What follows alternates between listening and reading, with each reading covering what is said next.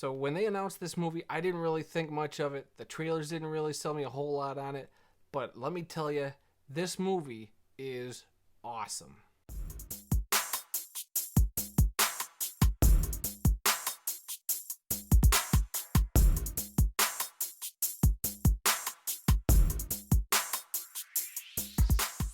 So, Teenage Mutant Ninja Turtles Mutant Mayhem is the new animated film about our beloved heroes in a half shell, the Teenage Mutant Ninja Turtles.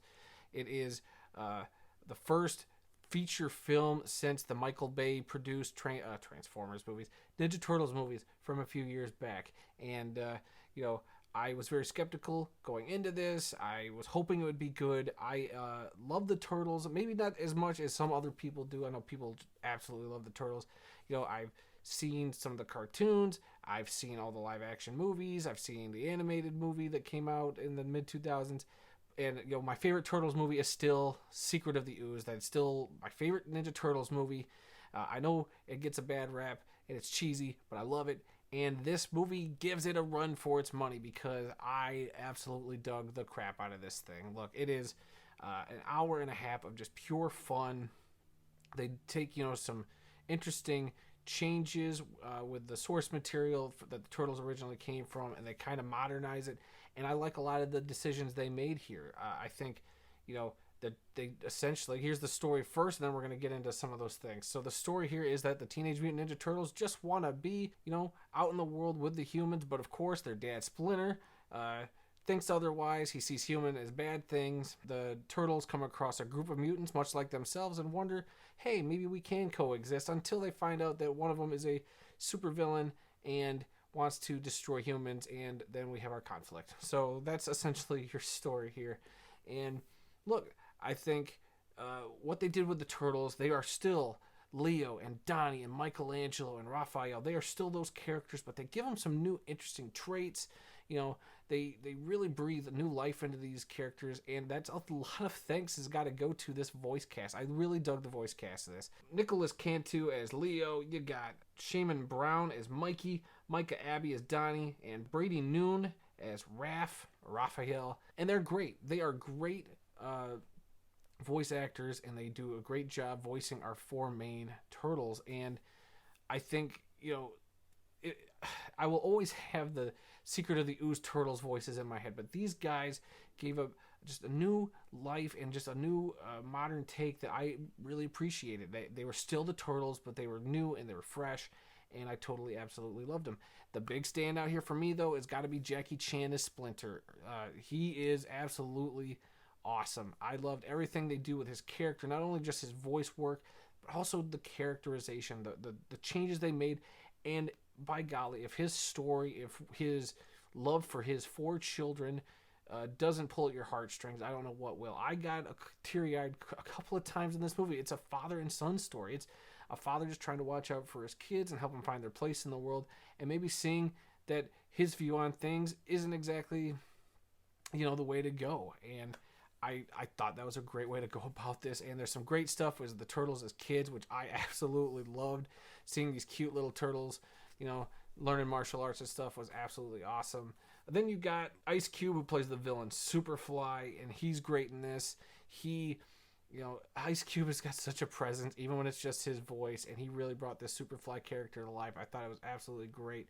He was hilarious. He had that little bit of gravitas to the role, so I thought he was a really good bad guy. And then you have Ebadiri as April O'Neil. Not familiar with a whole lot of her work, but I like this new iteration of April O'Neil. She's not, she's a wannabe reporter, but she is also a teenager like the Turtles, and I like that she's got that ground with them, that they can all relate to that sort of stuff. I actually dug that interpretation.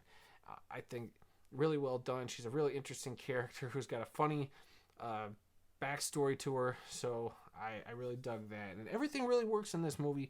Where it kind of, where I would say there's negatives to this thing, it has got to be not the action scene. I think the action scenes, the animation, everything is great, but there is a point where you get to the big climactic third act battle, and I'll say it was a little underwhelming. I mean, you still got the stakes, you still got stuff going on, but the main gist of this movie, the thing that carries this movie so well, is the characterization of the Turtles, their relationship with their father Splinter, and all those dynamics in between, the emotions, the even the mutant characters that they meet, and their kind of background is really interesting. And you got a bunch of people who voice these characters.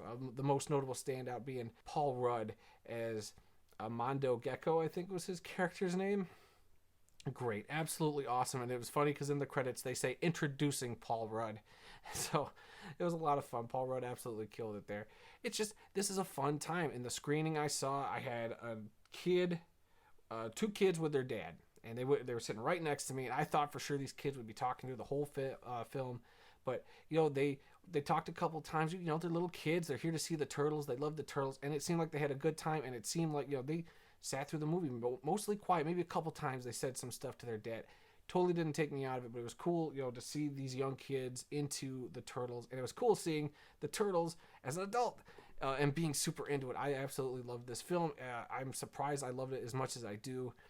I highly recommend this thing. I think I hope it gets some good legs, because there is some stuff here that I hope they can build on in a future film. And there is a mid-credit scene. Stick around for that. There's no post-credit, like after all the credits. The lights never came up, but we left after the mid-credit scene, which teases something very big if they were to do a sequel, and I hope they get to it, because I absolutely dug this film. At the end of the day, I'm going to give Teenage Mutant Ninja Turtles Mutant Mayhem an A-. It is towards the top of the list. It's been a while since I've given this many A-, A's in a year, and boy, it's making the race for my top 10 list really tight. And there's some films that are going to start getting knocked off here if we keep getting good stuff like this.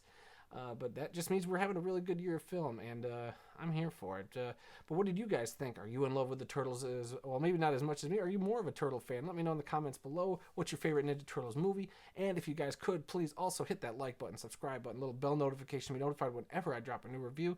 It would be greatly appreciated. And yeah, I will be seeing The Meg 2. I still have not watched The Meg 1. But I am going to try to watch that tonight in preparation for seeing The Meg 2 tomorrow with my brother-in-law, who's super stoked about this movie, and I'm very skeptical about.